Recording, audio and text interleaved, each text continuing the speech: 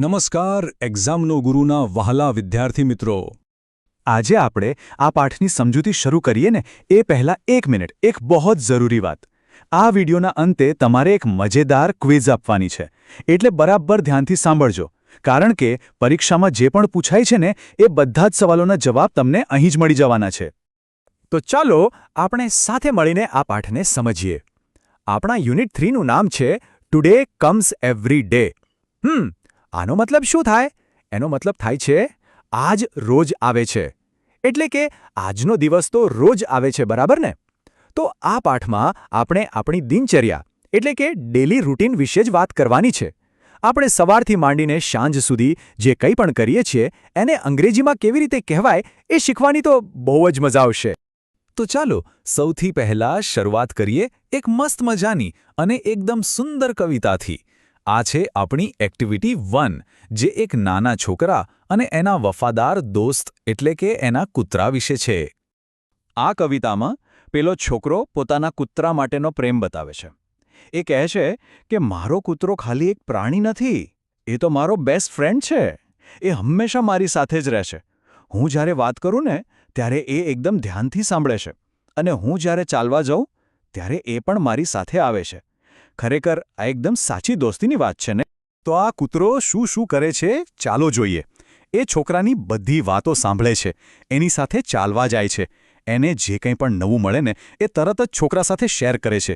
અને સૌથી મજાની વાત, જ્યારે છોકરો રાત્રે સૂઈ જાય ને ત્યારે એ પણ એની સાથે સૂઈ જાય છે. આ બધું શું બતાવે છે? એ જ કે કેટલો વફાદાર અને પ્રેમાળ સાથી છે. ચાલો કવિતાની આ સરસ મજાની દુનિયામાંથી બહાર આવીએ અને થોડું હસી લઈએ. હવે આવે છે એકદમ ફની ડાયલોગ. એક્ટિવિટી 2માં ડૉક્ટર ચિમનલાલ અને એમના પાડોશીઓ વચ્ચે એક મજેદાર વાતચીત થાય છે. ચાલો જોઈએ એમાં શું ગમ્મત છે. અહીંયા છે ડૉક્ટર ચિમનલાલ, જેમને પોતાની હેલ્થની બહુ ચિંતા છે, અને એ એમના પાડોશી જેઠાલાલને કસરત કરવાની સલાહ આપે છે. એ કહે છે, જેઠાલાલ, તમારે રોજ સવારે ચાલવા જવું જોઈએ. પણ આપણા જેઠાલાલ, એ તો જરા આળસના પીર છે. આને જુઓ, જેઠાલાલ કેવું મસ્ત બહાનું કાઢે છે. એ કહે છે, પણ ડૉક્ટર, મારાથી વહેલું નથી ઉઠાતું. કેવી મજાની વાત છે નહીં? કસરત ના કરવી હોય એટલે કેવું બહાનું બનાવ્યું. ચાલો ભાઈ, જેઠાલાલના બહાના તો ચાલ્યા જ કરશે. હવે આપણે મળીએ આ યુનિટના મેઇન કેરેક્ટર્સને. આ વાર્તા છે શિવ, જે એક વૈજ્ઞાનિક છે, અને એનો એક અનોખો મિત્ર છે શંકર, જે એક રોબોટ છે. તો આ જો, આ છે આપણી વાર્તાના 2 હીરો. એક તરફ છે શિવ, જે એકદમ હોશિયાર સાયન્ટિસ્ટ છે, અને બીજી બાજુ છે શંકર. હવે એ દેખાવમાં તો માણસ જેવો જ લાગે છે, પણ ખરેખર તો એ એક સુપર એડવાન્સ્ડ રોબોટ છે. હવે આ શિવ અને શંકરના ડેલી રૂટીનમાં તો જમીન આસમાનનો ફરક છે.